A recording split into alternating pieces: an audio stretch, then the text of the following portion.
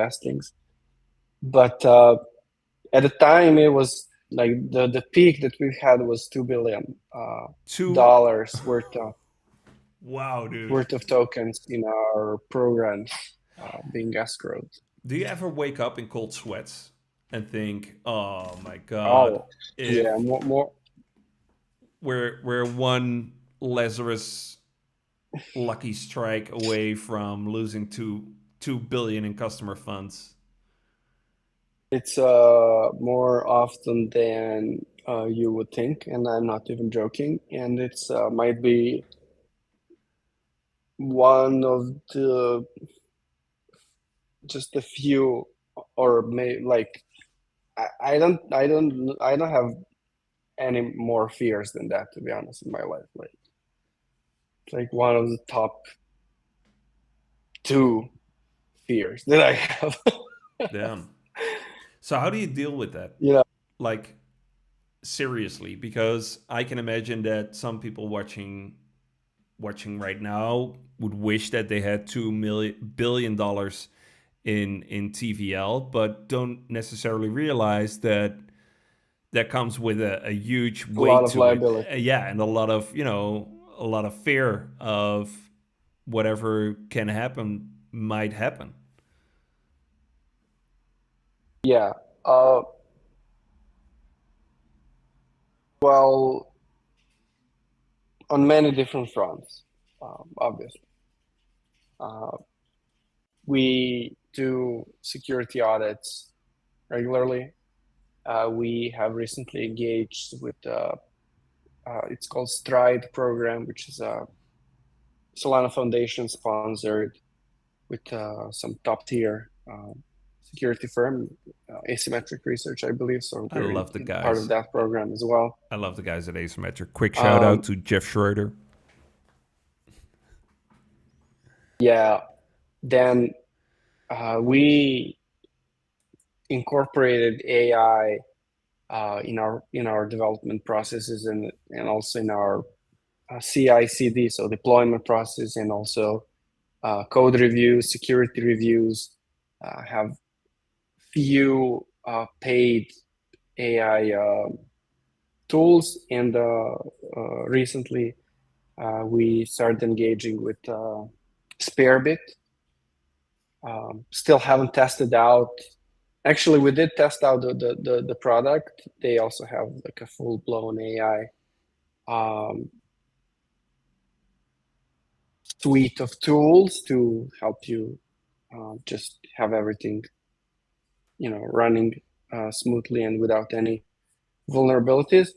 And that's only on the code side, so to say, right? And there's a lot of effort that gets put into security procedures, permissions, rights of access, key management, um, and then periodically just doing checks on this. So these are the things that people just generally, I believe, don't think about too much. The people tend to see only one side of the things, and yeah, but like this is the real boring and stressful but important work, Yeah, but you mentioned like only continuously the there. engineering side of it because you're an engineer, but on a human level, how do you deal with that type of pressure? Or don't you deal with that type of pressure and are you like a an Yeah. exorbitant drunk all the time? Yeah, I mean, look, I like jokes aside, I understand why a lot of people under a lot of pressure, and let's say that type of pressure, turn to some substances, like jokes aside. Hmm. But I think that it's extremely useful for a founder. I believe this is applicable for everyone in life, but especially if you're in some high stress a lot of responsibility and ownership environments, and you deal with this type of problems and worries around the clock, to develop some stoic mindset or habits. Just thinking about the worst case scenario, actually in your head, living through it and planning for it, and being as ready as you can be for to face your fears. And the greatest fear of all for all of us is death. And like there's this Stoic saying, "Memento mori," which means remember death, remember that you're gonna die one day. And then like when you actually put a focus and think about all the worst things that can happen and prepare for them, then everything that's not the worst thing and happens, you're like, this is good. Yeah. I think it's a highly underappreciated and underexposed topic for a lot of people who work in DeFi.